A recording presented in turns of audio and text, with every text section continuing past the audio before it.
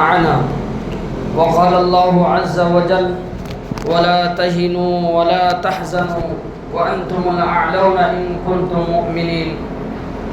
وقال النبي صلى الله عليه وسلم إذا مات الإنسان انقطع عنه عمله إلا بثلاثة إلا من صدقة جارية أو علم ينتفع به أو ولد صالح يدعو له. وقال النبي صلى الله عليه وسلم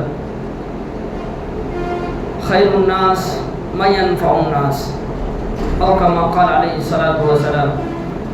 محترم بزرگوں اور دینی بھائیوں، میں نے جو آیت کریمہ اور احادیث مبارکہ آپ کے سامنے پڑھی ہے اس کی روشنی میں کچھ باتیں عرض کرنا چاہتا ہوں.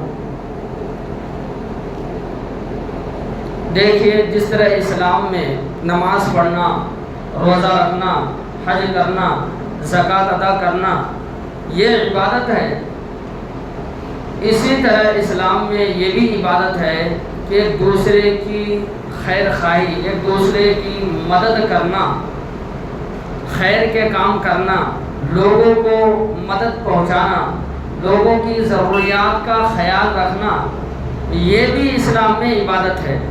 بلکہ عبادتوں کا جو کفارہ رکھا ہے اسلام نے کہ بھئی اگر کمزور ہو گئے، موت کے قریب ہے، روزہ نہیں رکھ سکتا، نمازیں ادا نہیں کر سکتا، آخری وقت ہے، اب وہ دنیا سے جانے والا ہے، تو کہہ رہا وصیت کر کے جائے گا، کفارہ ادا کرے.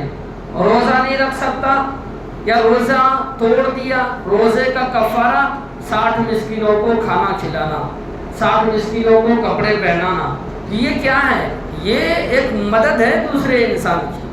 تو جس طرح روزہ عبادت ہے، نماز عبادت ہے، اسی طرح یہ بھی عبادت ہے دوسروں کی مدد کرنا. اس لیے نبی پاک صلی اللہ علیہ وسلم نے اس کی ترغیب بھی دی. لوگوں میں سب سے بہتر انسان، سب سے اچھے انسان وہ کہا جو لوگوں کو فائدہ پہنچائے. خیر الناس من ينفع الناس، جس سے لوگوں کو فائدہ ہو، وہ لوگوں میں، وہ انسانوں میں سب سے بہتر انسان ہے. نبی پاک صلی اللہ علیہ وسلم نے ایک حدیث کے اندر جو خطبے میں پڑھی گئی، اس حدیث کے اندر اللہ کے نبی نے فرمایا انسان مر جاتا ہے، اذا مات الانسان انقطع عنه عمله، جب انسان مر جاتا ہے اس کے عمل کا دروازہ بند ہو جاتا ہے، وہ اب کچھ بھی نہیں کر سکتا ہے، وہ خیر کے کوئی سا بھی کام نہیں کر سکتا، نہ وہ نماز پڑھ سکتا ہے، نہ روزے رکھ سکتا ہے، نہ زکوٰۃ ادا کر سکتا ہے، نہ وہ حج کر سکتا ہے. ختم، اس کا عمل ختم. لیکن کچھ چیزیں ایسی ہے جس کا ثواب مرنے کے بعد بھی ملتا رہتا ہے، دنیا میں بھی ملتا اور جب دنیا سے چلا جاتا ہے جب بھی ملتا رہتا ہے. حضور پاک صلی اللہ علیہ وسلم نے فرمایا وہ 3 چیزیں ہیں جس کا ثواب انسان کو اس کے مرنے کے بعد بھی ملے گا. اس کو وہ 3 چیزیں کیا ہے؟ نبی پاک صلی اللہ علیہ وسلم نے فرمایا الا من صدقۃ جاریہ، صدقہ جاریہ، او ولد صالح، اور دوسری اللہ کے نبی نے فرمایا ولد صالح، نیک اولاد. اگر وہ دنیا سے جا رہا ہے، نیک اولاد چھوڑ کر جا رہا ہے تو اس کا بھی ثواب، وہ قرآن پڑھتا رہے گا، وہ نیک عمل کرتا رہے گا، وہ لوگوں کی مدد کرے گا، خیر کے اور بھلائی کے کام کرے گا، اس کا ثواب خود کرنے والوں یعنی بیٹے کو ملے گا ہی ملے گا، اس کے باپ کو بھی ملے گا. یہ ولد صالح فرمایا اللہ کے نبی نے. تیسری چیز جس کا ثواب ملتا رہتا ہے، حضور نے فرمایا اور علم ينتفع به، ایسا علم چھوڑ کے گیا جس سے لوگ فائدہ اٹھا رہا ہے، اس کے علم سے انہوں نے دوسروں کو پڑھایا، وہ دوسروں کو پڑھا رہا، اس کا ثواب پہلے جو پڑھایا جس نے اس کو ملتا رہے گا. تو یہ 3 چیزوں کا ثواب نبی پاک صلی اللہ علیہ وسلم نے فرمایا اس کا ملتا رہتا ہے، صدقہ جاریہ کا، نیک اولاد کا، ایسے ہی علم جو چھوڑ کر گیا لوگ اس سے فائدہ اٹھا رہے ہیں، اس کا ثواب مرنے کے بعد بھی انسان کو ملتا ہے. صدقہ جاریہ کیا ہے؟ صدقہ جاریہ کی ایک شکل وقف بھی ہے.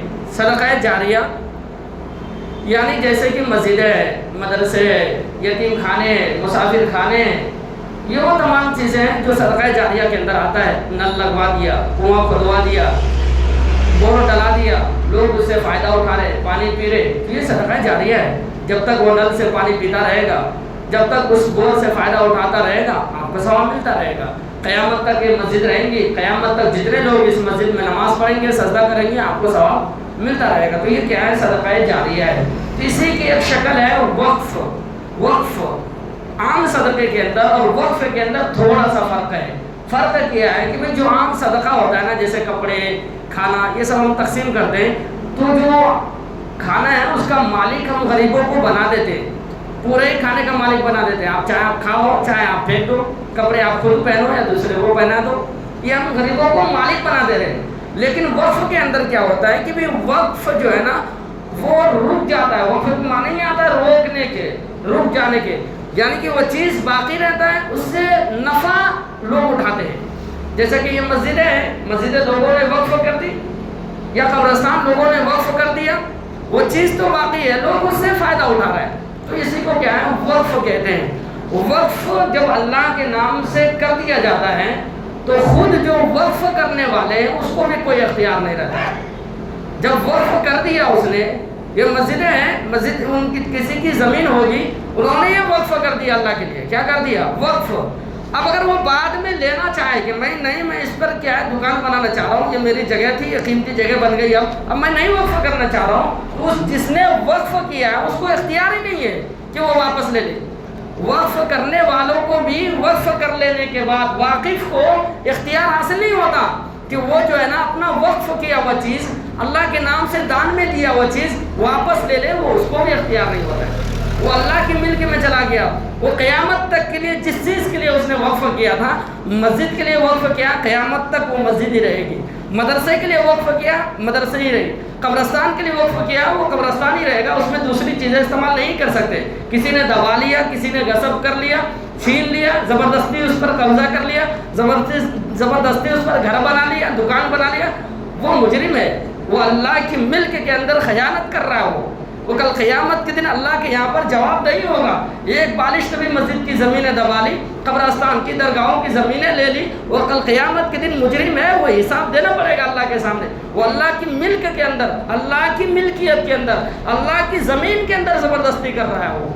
تو میں یہ عرض کر رہا تھا، وقف جو ہوتا ہے کر لینے کے بعد واقعی کو اختیار نہیں، بلکہ یہاں تک کہ بھئی جو مسجد کے اندر پیسے جو ہوتے ہیں، جو دیا جاتا ہے مسجد میں، وہ جو 5 روپے 10 روپے، وہ مسجد کے کاموں کے اندر ہی استعمال کرنا ہے، دوسرے کاموں میں استعمال ہی نہیں کر سکتے اس پیسے۔ یہ تک ہے کیونکہ وہ اللہ کا ہو جاتا ہے، وہ اللہ کے ملک ہو گیا، اللہ کی ملکیت میں داخل ہو گیا۔ اب اس کو قیامت تک نہ کوئی بدل سکتا ہے، نہ کوئی اس کو چھین سکتا ہے، نہ کوئی اس کو استعمال کر سکتا ہے، نہ واقف وقف کرنے والا اس کو اپنی ملکیت میں لے سکتا ہے، نہیں کر سکتا، اس کی ملکیت سے اب نکل گیا۔ تو میں یہ سمجھا رہا تھا کہ بھئی وقف کا مسئلہ یا وقف کرنے کی ترغیب نبی پاک صلی اللہ علیہ وسلم نے خود وقف کر کے دی ہے۔ اس کی اہمیت کا پتہ چلتا ہے کہ نبی نے خود وقف کیا۔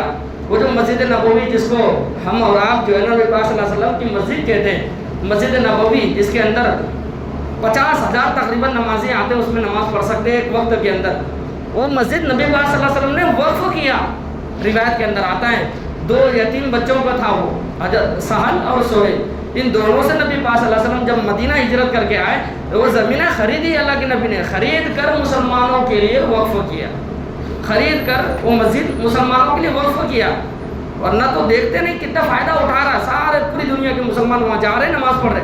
آج اگر وہ مسجدیں نہیں ہوتی تو کہاں نماز پڑھتے؟ تو میں یہ عرض کر رہا تھا وقف کے اندر یہی ہوتا ہے کہ بھئی وہ چیز باقی رہتی ہے اللہ کی ملک میں، لوگ اس سے فائدہ اٹھاتے ہیں۔ تو وقف کا سلسلہ شروع سے، بلکہ زمانے جاہلیت میں بھی لوگ وقف کرتے تھے کعبۃ اللہ کے نام سے، کعبے کے نیچے کچھ وہ ذخیرے دفن ہیں جو وہ لوگ زمانے جاہلیت کے اندر وقف کرتے تھے، کعبے کے لیے نظر مانتے تھے، وقف کرتے تھے اپنی چیزیں۔ تو میں یہ عرض کر رہا تھا اسلام نے اس کو بڑے پیمانے پر، اور لوگ مسجد کے لیے صرف وقف کرتے تھے، اسلام نے اس کو ہر ایک چیز کے لیے وقف کرنے کے لیے مسلمانوں کا دل بڑا کیا اور عام کیا اس کو۔ بھئی وہ یتیم خانے بھی کھول سکتا ہے، مسافر خانہ بھی بنوا سکتا ہے، وہ نل بھی لگوا سکتا ہے، وہ سڑکیں بھی بنوا سکتا ہے، وہ لوگوں کے گھر بھی سب کر سکتا ہے، وہ سارے رفاہی کام جتنے بھی ہے نا، اس کا دروازہ وسیع کر دیا اسلام نے، بلند کر دیا، مسلمانوں کے دل کو بڑا کر دیا، زیادہ سے زیادہ تاکہ وہ وقف کرے، زیادہ سے زیادہ اللہ کی ملکیت میں اپنی زمینوں کو دے۔ اس لیے ہم دیکھتے ہیں تاریخ اٹھا کر کہ مسلمان جہاں بھی آباد ہوا، جہاں بھی گیا مسلمان سب سے پہلے انہوں نے اللہ کے لیے مسجدیں وقف کی، مدرسے کی زمینیں وقف کی، قبرستان بنوایا، انہوں نے عیدگاہیں بنوائے مسلمانوں کے لیے، درگاہیں بنائے، وہ سارے وقف کی جتنی بھی شکلیں تھیں وہ سب استعمال کیا انہوں نے، مسافر خانے، یتیم خانے جگہ جگہ آپ کو ملیں گے۔ آج بھی جو جس ملک کے اندر مسلمان کی زیر زمانے میں تھے وہاں گئے تھے، وہاں آباد ہوئے، وہاں مسجدیں مسلمان نہیں ہیں لیکن پھر بھی وہاں مسجدیں موجود ہیں، وہی وقف کی زمینیں ہیں، وہ اللہ کے ملک میں چلا گیا، کوئی اس کو چھین نہیں سکتا، کوئی اس کو ختم نہیں کر سکتا، وہ وقف کی زمینیں ہیں۔ وہ مسلمان جہاں بھی گئے وہاں وقف کیا۔ اس ہندوستان کے اندر مسلمان مسافر بن کر آئے، یہاں پر انہوں نے تجارتیں شروع کی، کام کیا، لوگوں نے اسلام اپنایا، لوگوں کو ترغیبیں ملی کہ نبی پاک صلی اللہ علیہ وسلم کے مذہب کے اندر جس طرح نماز پڑھنا عبادت ہے، جس طرح روزہ رکھنا عبادت ہے، اسی طرح لوگوں کے لیے، لوگوں کی مدد کے لیے، غریبوں کی، یتیموں کی، بیواؤں کے لیے قبرستان کو وقف کرنا، مسجدیں بنوانا، مسجدوں کے لیے زمینیں دینا، یہ بھی کیا ہے؟ دین کا کام ہے، یہ بھی عبادت کی چیز ہے۔ مسلمانوں نے وقف کیا، قبرستان دیا، نہیں تو آج ہمارے کو رات کو قبر میں دفن ہونے کے لیے جگہ خریدنی پڑتی۔ آج بھی بعض ممالک کے اندر جہاں پر یہ چیزیں نہیں ہیں، وہاں پر وقف نہیں ہے، جائیداد زیادہ نہیں ہے، قبرستان کے لیے ان کے بزرگوں نے نہیں وقف کیا، آج ان کو جگہ قبر کے لیے جگہ خریدنی پڑتی ہے۔ ان کو کتنا مشکل ہوتا ہے ہمارے لیے، یتیموں کے لیے، بیواؤں کے لیے، جو غریب لوگ ہیں وہ خرید سکتے تھے قبر کے لیے جگہ نہیں خرید سکتے تھے، کہاں دفن ہوتے تھے؟ جی ہمارے بزرگوں نے احسان کیا، ہمارے بزرگوں نے، ہمارے بڑوں نے وقف کر کے زمینوں کو قبرستان کے لیے، درگاہوں کے لیے، مسجدوں کے لیے وقف کر کے چلے گئے دنیا سے۔ اب ہماری اور آپ کی ذمہ داری ہے، جو ہمارے بزرگ، جو ہمارے بڑے وقف کر کے گئے ہمارے لیے، جو لاکھوں کی تعداد کے اندر ہے، تقریباً 6 لاکھ ایکڑ زمینیں ہیں اس ہندوستان کے اندر، جو ہمارے بزرگوں نے، ہمارے بڑوں نے وقف کیا ہے، وہ ہماری ذمہ داری بنتی ہے اب کہ ان بزرگوں، وہ بزرگ چلے گئے کر کے، ہماری ذمہ داری ہے اس کو بچانا، ہماری ذمہ داری اس کو بچانا ہے۔ اگر کوئی اس کو ہڑپنے کی کوشش کرے، کوئی اس کو چھیننے کی کوشش کرے، ہم خون اور پسینہ دینے کے لیے تیار ہو۔ ان بزرگوں نے اپنی محنت کی کمائی سے لوٹ کر نہیں، چھین کر نہیں، دوسروں کی زمینیں غصب کر کے وقف نہیں کیا جاتا۔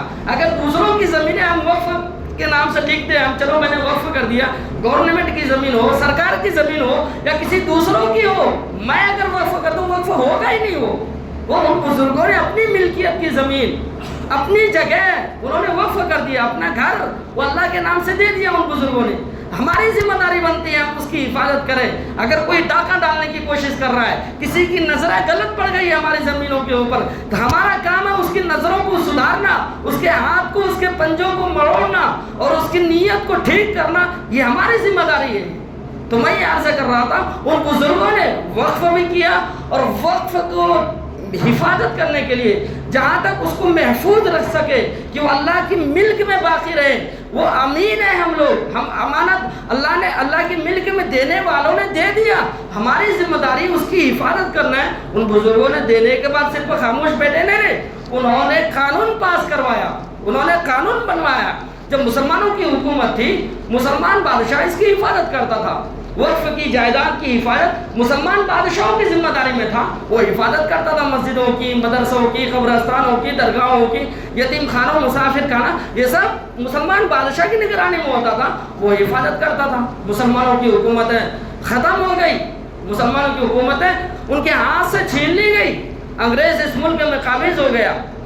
انہوں نے اس وقف کی جائیداد کو انہوں نے بھی ہڑپنے کی کوشش کی تھی، وہ بھی قانون لانے والے تھے، بلکہ لانے کی پوری کوشش کی تھی انہوں نے کہ یہ جو وقف کی اتنے سارے جائیداد ہیں نا، اس کو ہڑپ لیے جائیں، اس کو ختم کر دیا جائے، اس کو اپنی جاگیر بنا لی جائے، اس کو سرکاری خزانے کے اندر جمع کر دیا جائے۔ انہوں نے بھی کوشش کی، ہمارے بزرگوں نے ان انگریزوں سے اس زمانے کے اندر بھی اس زمینوں کو، وقف کی جائیداد کو چھیننے کے لیے دیا نہیں، ساری تدبیریں، ساری کوششیں کی ان اکابر نے، بزرگوں نے، یہاں تک کہ اپنے سر پر کفن باندھ کر میدان بھی آئے ان انگریزوں کے مقابلے میں، اور انہوں نے یہ کہہ دیا یہ اللہ کی ملک ہے، اس کو کوئی بھی دنیا کی کوئی قانون، یہ ہندوستان کی قانون نہیں، یہ انگریزوں کی قانون ہی نہیں، پوری دنیا کی پارلیمنٹ مل کر یہ قانون پاس کر دے، یہ اللہ کی زمین کو چھیننے کے لیے ہم اس کو دینے والے نہیں ہیں، چاہے ہماری گردنیں کٹ جائے۔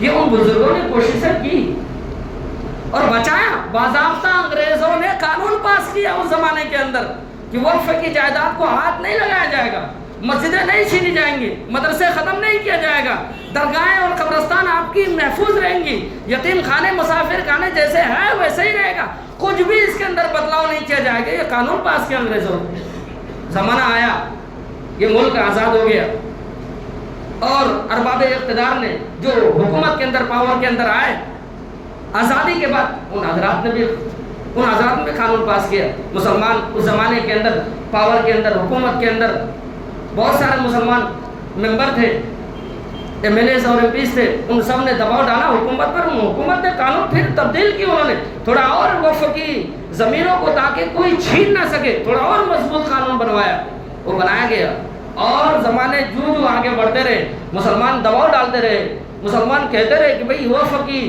ہماری حکومت نہیں ہے، اب ہماری جب حکومت نہیں رہی تو ہماری جائیدادوں کی حفاظت کرنا یہ آپ کی ذمہ داری ہے، یہ سرکار کی ذمہ داری ہے، یہ پاور کے اندر بیٹھے ہوئے ارباب اقتدار کی ذمہ داری ہے کہ وہ مسلمانوں کی ملکیت کا حفاظت کرے، ہماری جائیداد کا حفاظت کرے۔ یہ ہماری بھی ذمہ داری بنتی ہے کہ ہمارے گھر کی جائیداد، ہماری زمینیں، ہماری چیزیں کوئی ہڑپ نہ لے، ہماری ذمہ داری ہے آپ کو بتانا، آپ کی ذمہ داری ہے ہماری حفاظت کرنا۔ قانون پاس کرا گیا 1995 کے اندر ایک قانون پاس کیا جو مضبوط قانون مانا جاتا ہے، وقف کے سلسلے کے اندر مضبوط قانون بنایا جاتا مانا جاتا ہے، اور اسی قانون کی وجہ سے جو ملک کے اندر جو زمینیں وقف کی جو آج اس شکل کے اندر ہے، جو رہی صحیح ہے، جو بچی ہوئی ہے، اسی قانون کے تحت کیا ہے بچی ہوئی ہے ہندوستان کی زمینیں، جو 1995 کے اندر قانون پاس کیا گیا، اسی قانون کے تحت اس قانون کے اندر جو چیزیں محفوظ ہے، ہمارا حکومت سے یہی مطالبہ ہے۔ آج جو یہ نئے وقف ترمیمی بل لا رہے ہیں، جو لا چکا جو قانون بھی بن گیا ہے، اس کے اندر اور اس 1995 قانون کے اندر جو ہے نا بہت زیادہ فرق ہے۔ اسی فرق کو جو یہ قانون لانے کے بعد وہ فرق ختم ہو جا رہا ہے، جس کی وجہ سے جو اس طرح محفوظ ہے یہ زمینیں اور یہ مسجدیں، یہ درگاہیں، یہ قبرستان اس طرح محفوظ نہیں رہیں گی۔ اس لیے جب ہمارے اکابر نے، بزرگوں نے یوں محسوس کیا، وہ سیاسی لیڈران ہو، وہ دینی جماعتوں کے رہبر اور قائدین ہو، وہ جو ہم اور آپ اس کے پیر کے دھول بھی نہیں ہو سکتے، ان اکابر کی سوچ جہاں ہماری سوچ ختم ہوتی ہے وہاں سے اس کی شروع ہوتی ہے۔ ان تمام مفکر نے، مدبروں نے، مفسر نے، سب نے مل کر بیٹھ کر کوشش، انہوں نے غور و فکر کیا، سوچا کہ یہ قانون جو حکومتیں لا رہی ہیں اس کی نیت کیا ہے، یہ کیا کرنا چاہ رہے ہیں۔ تو ان حضرات نے یہ فیصلہ کیا، اس مقام تک پہنچے وہ حضرات کہ حکومت کی نیت اس سلسلے میں اچھی نہیں ہے، اس کی نگاہ غلط پڑ گئی ہے، ان کا ہاتھ یہ مسلمانوں کی جائیداد کی طرف جو بڑھ رہا ہے نا، یہ بالکل اس کے پنجے غلط پڑ رہے ہیں۔ اس کی نیت آگے چل کر یہ مسلمانوں کو صرف دکھلانے کے لیے کہ آپ کا فائدہ ہوگا، یہ بول تو رہا ہے لیکن فائدہ نہیں ہوگا۔ جو ہے نا رہی صحیح زمینیں وہ بھی چھیننے کی پوری کوشش کر رہا ہے، وہ جائیداد بھی لینے کی پوری کوشش کر رہا ہے۔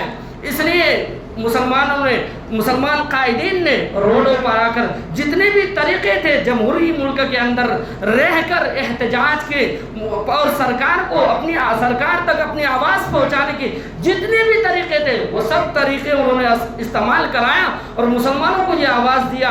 وہ 7 مئی تک برابر وہ اس احتجاج کو یکے بعد دیگرے ریلی کی شکل میں، احتجاج کی شکل میں، جلسے کی شکل میں، بتی گول کرنے کی شکل، جو بھی جتنے بھی شکلیں ہو سکتی ہے جمہوریت کے اندر رہ کر کہ بھئی ہم کسی سے، ہماری لڑائی کسی قوم سے نہیں ہے، کسی مذہب سے نہیں ہے، ہماری لڑائی سرکار سے ہے، ہماری لڑائی حق کی لڑائی ہے۔ ہم اپنا جمہوری ملک کے اندر رہ کر ہم کسی کے گھر پر پتھر مارنے نہیں جا رہے، ہم یہ کہہ رہے ہیں سرکار سے باور کرا رہے ہیں اور اپنی طاقت دکھلا رہے ہیں، اور یہ کہہ رہے ہیں ہماری اقلیتی برادریوں کے اوپر ظلم ہو رہا ہے، ہمارے حقوق چھینے جا رہے ہیں، اس لیے ہماری آواز کو سنا جائے۔ اور جس طرح 1995 ایکٹ کے اندر مسلمانوں کی وقف کی جائیداد کو جو تحفظات عطا کیا گیا تھا وہ برابر جاری رہے، یہ حکومت تک ہم کیا آواز پہنچانے کے لیے یہ جتنے بھی چیزیں ہو رہی ہیں آپ دیکھ رہے ہیں، یہ سب وہی کوششیں ہیں۔ الحمدللہ یہ کوششیں کامیاب بھی ہو رہی ہیں۔ ایسا نہیں سمجھنا چاہیے کہ ہم لوگ رمضانوں میں،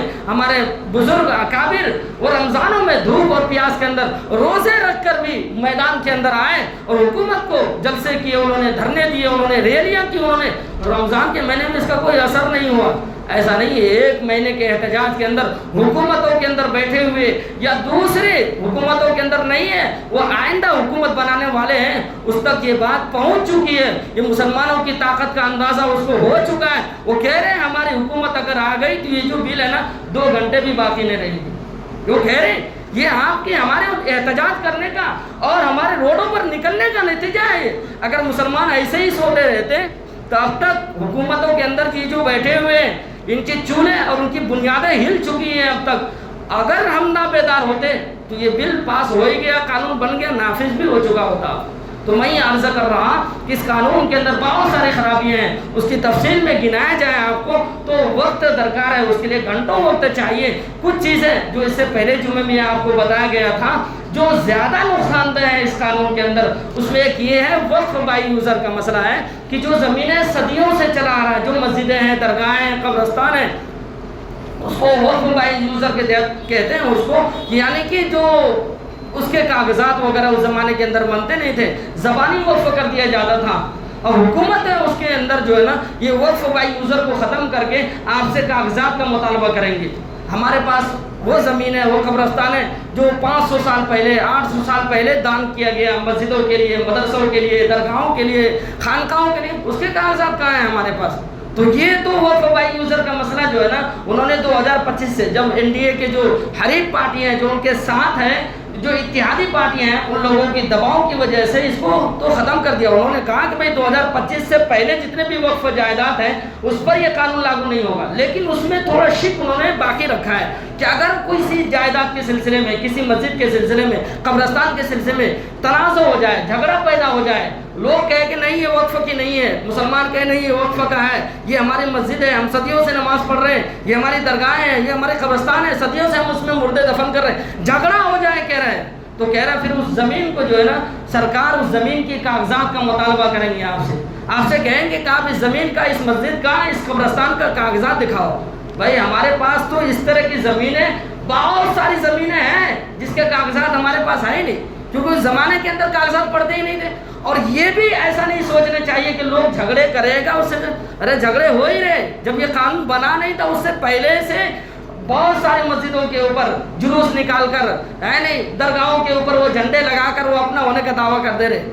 اب سن رہے ہیں ہم لوگ، دیکھ رہے ہیں، رات دن دیکھ رہے ہیں، بہت سارے درگاہیں ہیں جس پر کھڑے ہو کر وہ لوگ جو ہے نا وہ اپنے ہونے کا دعویٰ کر دے رہے، نعرے لگا دے رہے وہاں پر کھڑے ہو کر۔ جب قانون نہیں بنا تھا جب یہ حال تھا، اب تو قانون بن گیا، پاس بھی ہو گیا، بلکہ باضابطہ ان حضرات نے جو فرقہ پرستی کے اندر بالکل نفرتی لوگ ہیں، انہوں نے 3000 مسجدوں کی لسٹ بنایا باضابطہ۔ اب گیان واپی کی مسجد ہے، سنبل کی مسجد ہے، اور بھی بہت ساری مسجدیں ہیں ملک کے اندر جس پر اس کی غلط نظریں پڑی ہوئی ہیں، یہاں تک کہ 3000 مسجدوں کی لسٹ بنایا ان حضرات نے کہ اس کو ختم کرنے کے لیے، اس کو اپنا بنانے کے لیے، نہیں یہ جگہ مسجد نہیں ہے مندر۔